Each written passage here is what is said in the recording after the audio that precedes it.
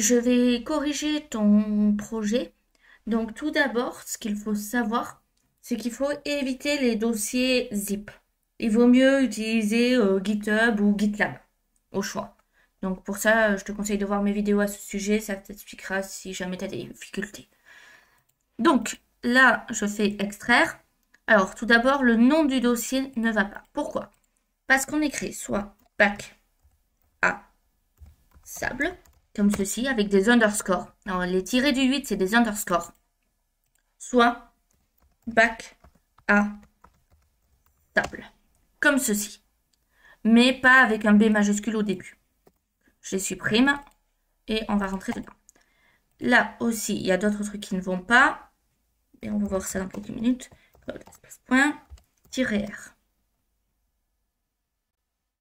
Voilà. Donc, ici, tout d'abord, je vais fermer le welcome. Je vais lancer le live. Et je vais te montrer ce qui ne va pas. Donc ici, on a le go live. Le truc, c'est on arrive sur ceci, parce qu'on n'a pas d'index.html. Je suis obligée d'entrer dans le truc pour avoir, dans exercice transform transition.html, pour avoir ton exercice. Donc nous, c'est pas le but. Je vais enlever ça, et je remets à la racine. Donc, je vais renommer ceci. Donc, index.html. Ensuite, on range le dossier, le fichier style dans le CSS, toujours. Comme ceci. Voilà. Il faut bien ranger, avoir une bonne architecture. Parlant d'architecture, maintenant, on va faire un readme.md. Pourquoi faire un readme.md? C'est très important d'avoir la documentation, parce que si une personne arrive sur un projet, il faut qu'elle soit capable de comprendre et d'installer ton projet. Là, pour l'heure, moi, très franchement, je ne sais pas trop de quoi parle ton projet. Je sais que tu m'as dit qu'il y avait des trucs que tu n'arrivais pas à faire. Mais, par exemple, l'exercice 4, je n'ai pas compris ce que tu veux faire, en fait. Voilà. Concrètement. Et je ne sais pas ce que ça doit faire à la base, donc je suis un peu bloquée pour te corriger l'exercice 4. Ensuite, donc, pour revenir, pour faire un parallèle, si tu n'as pas de readme, c'est comme si tu achetais un meuble à Ikea, ou ailleurs, hein, peu importe la marque, et que tu n'avais pas de notice pour l'installer. Bah, tu n'arriverais pas à savoir quelle vis va où, quelle planche va où, etc. Et ben là, c'est pareil. Donc, on fait un dièse, projet, donc, session. Autre chose à noter aussi, le nom des dossiers. Là, tu l'as appelé bac à sable. Donc, je vais fermer Visual Studio Code pour l'heure. Voilà. Donc, on va le renommer. Pourquoi? Parce qu'il faut que ce soit un nom clair. Donc, par exemple, transition. Et là, c'est plus clair. Donc, je réouvre. Comme ceci. Et là, on est bon. Donc, je ferme tout ça. Je vais fermer ceci et ouvrir un nouveau. Voilà. Je reviens à mon readme. Donc, ça n'a pas bougé. Projet transition. OK. Là, je peux par exemple faire de dièse. Résumé. Dans résumé, mon projet consiste à travailler sur les transitions. Le dièse, toujours les textes. Par exemple, HTML, CSS. Si tu n'as pas de bootstrap, etc. Là, je mets la base parce que c'est ce que je vois. Ensuite, l'architecture. Par exemple. Donc là, qu'est-ce qu'on a? On a CSS, HTML. Non, on n'a pas de HTML, on a un index.html. Pardon. Et on a un readme.md.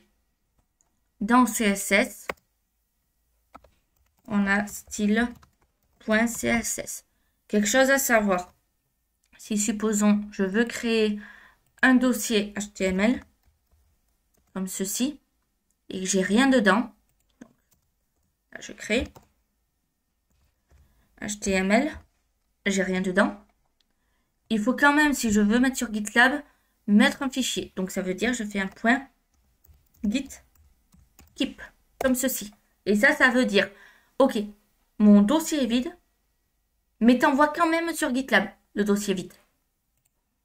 Voilà. Et là, j'ai quoi dedans? J'ai un point git keep. Je sauvegarde. Très bien. Là, j'ai mon readme. Alors en soi, dans le cas présent, ce n'est pas très utile de faire le readme parce que bon, il n'y a rien de particulier, il n'y a pas d'installation particulière, etc. Mais si jamais on travaille sur React, sur Vue.js, sur Angular, sur Symfony, sur peu importe le projet, il faut qu'on sache comment on installe. Voilà. Là, donc, j'ai l'index. Alors déjà, tu n'as pas besoin de la ligne 1 de sauter une ligne. Pas utile.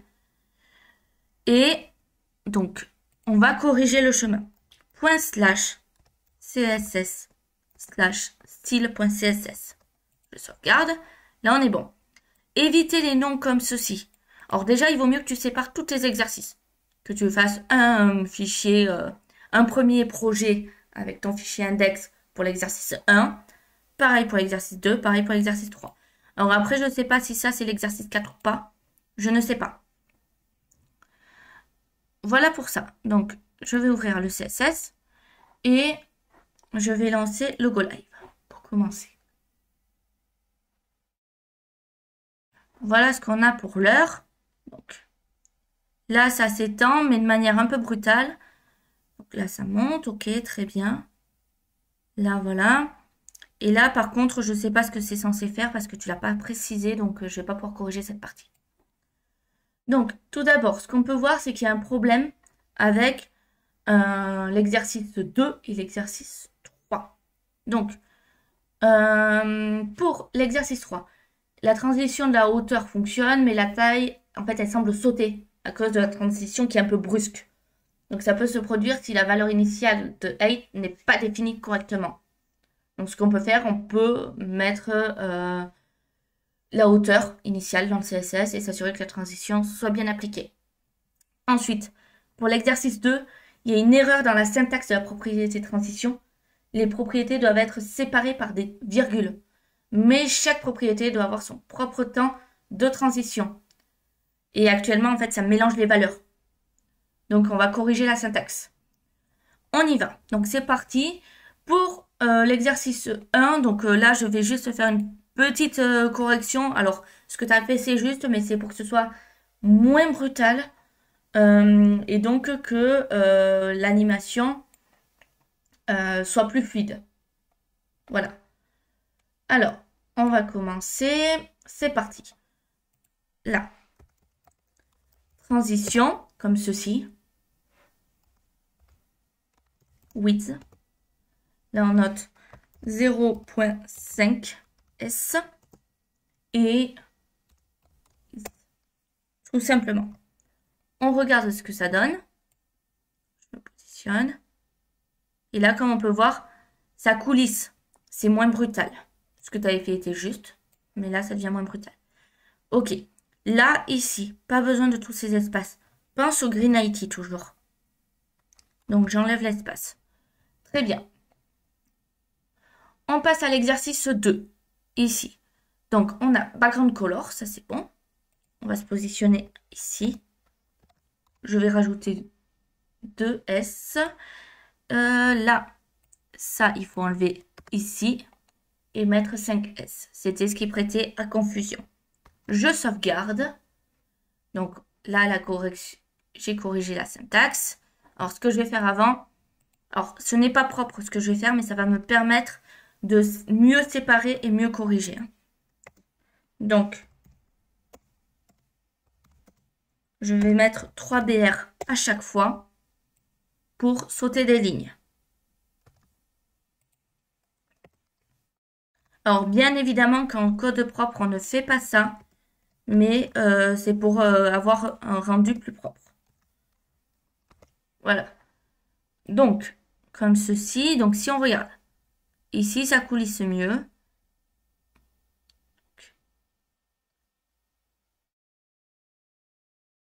Donc, voilà.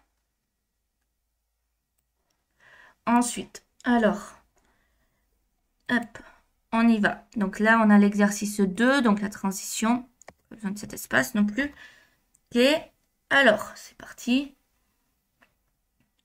Là, on n'est pas obligé d'avoir comme ceci.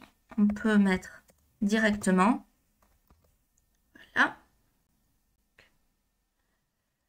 Donc, le problème, c'est que si on met directement, comme ceci, ça tourne sur le côté, comme tu as pu le remarquer. Donc, ce n'est pas faux de mettre directement, mais on peut laisser comme c'était avant, ce qui est juste aussi. Donc, ça va dépendre de ce que tu veux faire, toi. Exactement. Voilà. Alors, ensuite, pour l'exercice 3, ici, il faut ajouter le height. Comme ceci. 150, on va partir, pixels. Je sauvegarde. Voilà.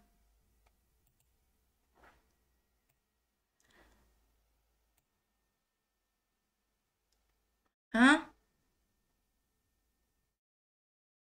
Ok. Ensuite, si on descend, donc ça saute. Mais comme je ne sais pas trop ce que tu veux faire, je vais faire une supposition. Mais d'abord, je vais l'expliquer pour le 1, le 2 et le 3. Donc, pour le 1, tout à fait en haut, j'ai ajouté une transition pour que l'animation de la largeur soit fluide. Pour le 2, donc j'ai fait une correction de la syntaxe de transition pour éviter des erreurs. Parce que chaque propriété a son propre temps de transition. Pour le 3, j'ai fait une définition explicite de la hauteur initiale pour que ça évite les sauts et ajoute de la transition pour la couleur de fond. Donc, ou alors je l'ai oublié peut-être. Attends, exercice 3, transition 8. Oui, j'ai oublié de mettre ce que je voulais mettre justement. J'en peux le ici, donc background color de S. Voilà qui est un peu mieux. Voilà ce que j'avais oublié. Je me note ici, donc comme on peut le voir, voilà. Ensuite, donc normalement ça c'est bon. Et voilà. Maintenant je vais faire une supposition. Donc ça veut dire que je vais rajouter une transition ici.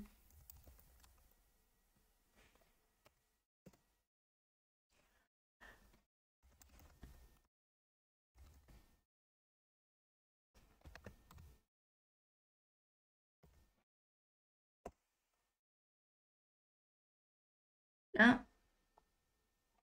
Et je vais te montrer ce que ça donne. Après, ça va dépendre de l'exercice que tu dois faire. Comme tu peux le voir, ça quitte l'écran là. Bon, ça dépend où est positionné le curseur exactement, voilà. Mais je suppose que c'était à peu près ce que tu voulais faire, étant donné que la consigne n'était pas très claire ce que tu m'avais donné. Sinon, tu peux faire différemment, c'est-à-dire faire h2 de point over juste le transform, pardon, et transition, on enlève, mettre dans h2, accolade, voilà, comme ceci. Donc là, on voit ce que ça donne. Alors là, par exemple, au lieu de ça, je vais mettre 0.8. Là. Et là. Bon, ça change pas grand-chose, mais je te montre quand même. Voilà, comme tu peux le voir, ça quitte l'écran. Donc, à voir bien sûr avec ce que tu veux faire toi. C'est une proposition. Je vais enlever tous les BR pour revenir à ce qui était au début.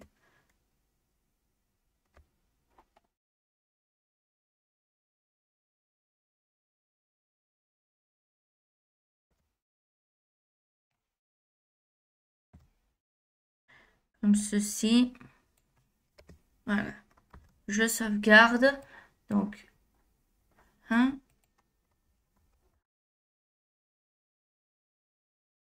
Hop. Donc, si on regarde, là, ça s'étend bien. Voilà. Voilà. Après, comme j'ai dit, comme je manque de contexte pour l'exercice, je ne sais pas forcément ce que tu souhaites faire pour certaines parties. Donc, j'espère quand même que ça t'a apporté des éléments de réponse.